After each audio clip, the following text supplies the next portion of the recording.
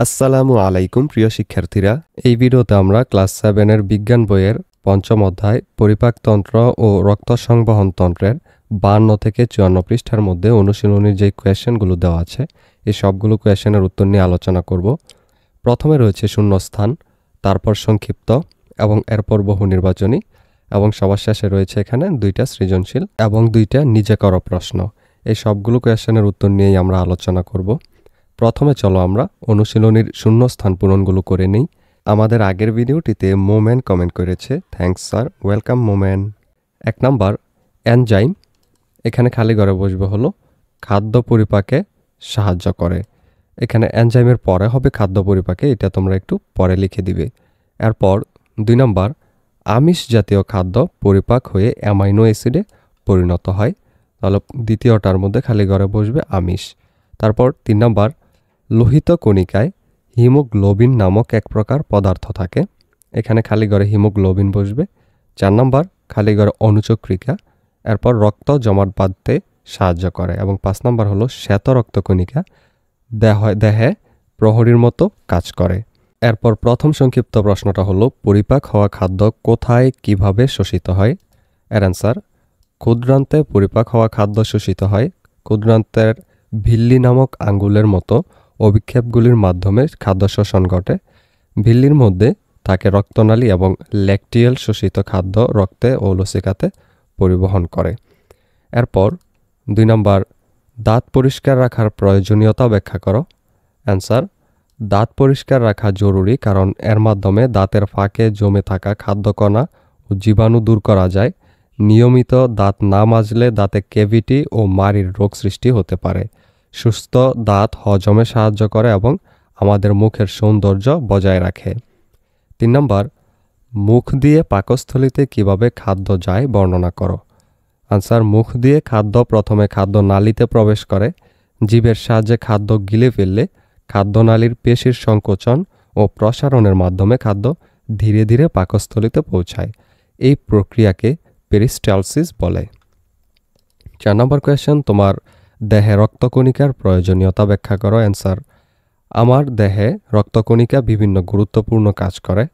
লোহিত রক্তকণিকা oxygen পরিবহন করে, শ্বেত রক্তকণিকা রোগ প্রতিরোধে সাহায্য করে এবং অনুচক্রিকা রক্ত জমাট বাঁধতে সাহায্য করে। এই কণিকাগুলো শরীরের প্রতিটি অঙ্গকে সুস্থ রাখতে অপরিহার্য। 5 নাম্বার রক্তনালী আমাদের দেহে কী কাজ করে। অ্যান্সার রক্তনালী আমাদের দেহে রক্তের মাধ্যমে অক্সিজেন, খাদ্য, হরমোন এবং অন্যান্য প্রয়োজনীয় উপাদান পরিবহন করে। একই সাথে এটি শরীরের বর্জ্য পদার্থ যেমন কার্বন ডাই অক্সাইড অপসারণ করতেও সাহায্য করে। রক্তনালী শরীরের প্রতিটি অংশে রক্ত সরবরাহ করে, অঙ্গ প্রত্যঙ্গকে সচল রাখে। এরপর বহু নির্বাচনী প্রথম, দেহের সবচেয়ে বড় গ্রন্থি কোনটি। অ্যান্সার ঘ যকৃৎ বা কলিজা। এরপর 2 নম্বর লালায় থাকে কোনটি। অ্যান্সার ক টায়ালিন ও পানি। 3 নম্বর নিউক্লিয়াস অনুপস্থিত থাকে। অ্যান্সার ক এম এবং এন এর মধ্যে। এরপর 4 নম্বর পি চিহ্নিত অংশটির কাজ হচ্ছে। অ্যান্সার হবে খ 1 ও 3 অর্থাৎ খাদ্যসার বহন করা এবং বর্জ্য নির্গমনে সহায়তা করা। 5 নম্বর কোনটি রক্ত জমাট বাঁধতে সাহায্য করে। অ্যান্সার হবে খ এন। এরপর সৃজনশীল প্রশ্ন, এখানে দেখো একটা চিত্র দেয়া আছে, এটা অনুযায়ী তোমাকে গ এবং ঘ নং কোয়েশ্চেন করা হবে। কয়ের কোয়েশ্চেনটা হলো ভিলাই কি। এর অ্যান্সার হলো ক্ষুদ্রান্তের অন্তঃপ্রাচীরে আঙ্গুলের মতো প্রবর্ধক বা অভিক্ষেপ থাকে, এগুলোই ভিলাই। কয়ের কোয়েশ্চেন খাওয়ার পর দাঁত ব্রাশ করা উচিত কেন ব্যাখ্যা করো। খাওয়ার পর দাঁত ব্রাশ করা উচিত কারণ খাওয়ার পর দাঁত ব্রাশ না করলে যে সমস্যাগুলো হবে। 1 নাম্বার দাঁতের ফাঁকে খাদ্যকণা আটকে থাকা খাদ্যকণা পচে মাড়িতে প্রদাহ বা ঘা সৃষ্টি করে। 3 নাম্বার দাঁতের ক্ষয় প্রাপ্তিতে সহায়তা করে অর্থাৎ দাঁতকে ক্ষয় করে ফেলে। এরপর গয়ের কোয়েশ্চেনটা হলো ওয়াই চিহ্নিত অংশটির কার্যকারিতা ব্যাখ্যা করো, অর্থাৎ এইটা। এর অ্যান্সার উদ্দীপকের চিত্রে ওয়াই চিহ্নিত অংশটি হলো পাকস্থলী। নিচে পাকস্থলীর কার্যকারিতা ব্যাখ্যা করা হলো। 1 পাকস্থলীতে সাময়িকভাবে খাদ্যবস্তু জমা থাকে। 2 গ্যাস্ট্রিক গ্রন্থির হাইড্রোক্লোরিক অ্যাসিড দ্বারা খাদ্য জীবাণুমুক্ত হয়। 3. পাকস্থলী গৃহীত খাদ্যবস্তুর সাথে গ্যাস্ট্রিক রসের মিশ্রণ ঘটিয়ে খাদ্যকে কাইমে পরিণত করে। 4. গ্যাস্ট্রিক রসের সাহায্যে কিছু খাদ্যের আংশিক পরিপাক সম্পন্ন হয়। এরপর ঘ নং কোয়েশ্চেনটা হলো জেড অংশটি ক্ষতিগ্রস্ত হলে মানবদেহে কী ধরনের সমস্যা দেখা দিবে ব্যাখ্যা করো। অ্যান্সার, উদ্দীপকের চিত্রে নির্দেশিত জেড অংশটি হলো যকৃৎ বা লিভার অথবা কলিজা। এটি মানবদেহের সবচেয়ে বড় গ্রন্থি। যকৃৎ মানবদেহের নানা কাজের জন্য গুরুত্বপূর্ণ, যেমন পরিপাক। যকৃৎ পিত্তরস ক্ষরণ করে পিত্তের পিত্ত লবণ ফ্যাট জাতীয় খাদ্যের পরিপাক ও শোষণে সাহায্য করে। 2. শর্করা পরিপাক। যকৃতে প্রোটিন ও ফ্যাট থেকে শর্করা উৎপন্ন হয়। এরপর 3. রক্ত সংক্রান্ত কার্যাবলী। ভ্রূণ অবস্থায় যকৃতে লোহিত রক্তকণিকা সৃষ্টি হয় এবং পূর্ণাঙ্গ অবস্থায় লোহিত রক্তকণিকা ধ্বংস হয়। 4. সঞ্চয়মূলক কাজ। যকৃতে গ্লাইকোজেন, ভিটামিন এ ও ডি সঞ্চিত থাকে। 5. রক্ষণমূলক কাজ। যকৃতে বিভিন্ন প্রকার অ্যান্টিবডি সৃষ্টি হয়।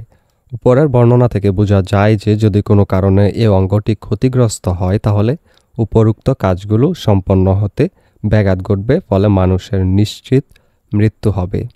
সৃজনশীল 2, এখানেও একটা চিত্র দেয়া আছে। কয়ের কোয়েশ্চেন, পেরিকার্ডিয়াম কি? অ্যান্সার, পেরিকার্ডিয়াম হলো হৃৎপিণ্ডের বাইরের স্তর বা আবরণ। খ, লাইপেজ বলতে কি বোঝায়?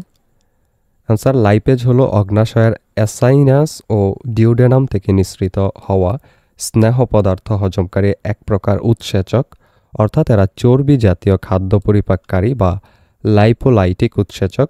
লাইপেজ চর্বির ফেনাকে ভেঙে ফ্যাটি অ্যাসিড ও গ্লিসারলে পরিণত করে। গয়ের কোয়েশ্চেন, উদ্দীপকে তীর চিহ্নিত পথে কিভাবে রক্ত সঞ্চালিত হয় ব্যাখ্যা করো। অ্যান্সার, উদ্দীপকের চিত্রে হৃৎপিণ্ডে রক্ত সঞ্চালন প্রক্রিয়া দেখানো হয়েছে। কার্বন ডাইঅক্সাইড সমৃদ্ধ রক্ত ঊর্ধ্ব ও নিম্ন মহাশিরার মাধ্যমে ডান অলিন্দে প্রবেশ করে। এরপর অলিন্দ সংকুচিত হলে রক্ত ট্রাইকাসপিড কপাটিকা ভেদ করে ডান নিলয়ে যায়। ডান নিলয় সংকুচিত হলে রক্ত পালমোনারি কপাটিকা দিয়ে ফুসফুসীয় ধমনির মাধ্যমে ফুসফুসে যায়। ফুসফুসে রক্ত অক্সিজেন সমৃদ্ধ হয় এবং পালমোনারি শিরার মাধ্যমে বাম অলিন্দে আসে। বাম অলিন্দ সংকুচিত হলে রক্ত বাইকাসপিড কপাটিকা দিয়ে বাম নিলয়ে প্রবেশ করে। সবশেষে বাম নিলয় সংকুচিত হলে রক্ত অ্যাওর্টিক কপাটিকা দিয়ে মহাধমনির মাধ্যমে সারা দেহে সঞ্চালিত হয়। এই তীর চিহ্নিত পথেই হৃৎপিণ্ডের মাধ্যমে রক্ত সঞ্চালিত হয়। ঘ নং কোয়েশ্চেনটা হলো উদ্দীপকের অঙ্গটি সুস্থ রাখার জন্য আমাদের কেন সতর্কতা অবলম্বন করা উচিত তা যুক্তিসহ লিখো। অ্যান্সার, উদ্দীপকের অঙ্গটি হলো হৃৎপিণ্ড, যা আমাদের দেহে রক্ত সঞ্চালনের প্রধান কেন্দ্র। হৃৎপিণ্ডকে সুস্থ রাখা অত্যন্ত জরুরি, কারণ এটি সারা দেহে অক্সিজেন ও প্রয়োজনীয় পুষ্টি সরবরাহ করে এবং কার্বন ডাইঅক্সাইড ও বর্জ্য পদার্থ অপসারণ করে। হৃৎপিণ্ড অসুস্থ হলে রক্ত সঞ্চালন ব্যাহত হয়, ফলে শরীরের অঙ্গ প্রত্যঙ্গ সঠিকভাবে কাজ করতে পারে না। এর কারণে উচ্চ রক্তচাপ, হৃদরোগ, স্ট্রোকের মতো মারাত্মক স্বাস্থ্য সমস্যা দেখা দিতে পারে, যা জীবন ঝুঁকিপূর্ণ। হৃৎপিণ্ড সুস্থ থাকলে আমরা কর্মক্ষম থাকি এবং আমাদের জীবনযাত্রার মান উন্নত হয়। তাই সুষম খাবার গ্রহণ, নিয়মিত ব্যায়াম, ধূমপান পরিহার এবং মানসিক চাপ কমানোর মাধ্যমে হৃৎপিণ্ডের যত্ন নেওয়া উচিত। এরপর নিজে করো। প্রথম কোয়েশ্চেনটা হলো, তুমি তোমার বন্ধুর নাড়ির স্পন্দন কিভাবে পরীক্ষা করবে? ব্যায়াম করার পর তোমার বন্ধুর নাড়ির স্পন্দন পরীক্ষা করো। কোনো পরিবর্তন লক্ষ্য করেছ কি? পরিবর্তনের কারণ ব্যাখ্যা করো। অ্যান্সার, বন্ধুর কবজির ভেতরের দিকে বুড়ো আঙ্গুলের দিকে দুটি আঙ্গুল রেখে হালকা চাপ দিলে নাড়ির স্পন্দন অনুভব করা যাবে। মিনিটে কতবার স্পন্দিত হচ্ছে তা গণনা করে নাড়ির স্পন্দন নির্ণয় করা যায়। ব্যায়াম করার পর নাড়ির স্পন্দন দ্রুত হবে। এর কারণ হলো ব্যায়ামের সময় শরীরের পেশিগুলো বেশি অক্সিজেন প্রয়োজন হয়, তাই হৃৎপিণ্ড দ্রুত রক্ত পাম্প করে বেশি অক্সিজেন সরবরাহ করে। 2 কোয়েশ্চেন, তোমরা দলগতভাবে মানব পরিপাকতন্ত্রের একটি চার্ট তৈরি করো এবং প্রতিটি অঙ্গের পাশে এর কাজ লিপিবদ্ধ করো। এর অ্যান্সারে আমরা এরকম একটা চার্ট দিব। মানব পরিপাকতন্ত্রের একটি চার্ট তৈরি করে প্রতিটি অঙ্গের কাজ নিচে উল্লেখ করা হলো। প্রথমটা হলো মুখ, খাদ্য গ্রহণ ও চর্বণ, লালার মাধ্যমে হজম শুরু, মুখের কাজ এইটা। 2 গলবিল, খাদ্য মুখ থেকে খাদ্য নালীতে পরিবহন করে গলবিল, তারপর খাদ্য নালী পেরিস্টালসিসের মাধ্যমে খাদ্য পাকস্থলীতে প্রেরণ করে। পাকস্থলী খাদ্য জমা রাখা অ্যাসিড ও এনজাইমের মাধ্যমে হজম করে। এরপর ক্ষুদ্রান্তের কাজটা হলো খাদ্যের পরিপাক ও শোষণ। বৃহদান্ত্র জল শোষণ ও মল তৈরি। এরপর মলদ্বার হলো মলের বহিষ্করণ এবং যকৃৎ পিত্ত উৎপাদন যা ফ্যাট হজমে সাহায্য করে, এবং সবশেষে অগ্নাশয় হজমের জন্য এনজাইম উৎপাদন করে। এই ভিডিওটি এই পর্যন্তই। পরবর্তী ভিডিওতে আমরা এর পরের অধ্যায় অর্থাৎ 6ষ্ঠ অধ্যায় পদার্থের গঠন, এই অধ্যায়টির সবগুলো অনুশীলনীর কোয়েশ্চেনের উত্তর নিয়ে আলোচনা করব। সেই ভিডিওটা পেতে হলে চ্যানেলটিকে সাবস্ক্রাইব করে রেখো।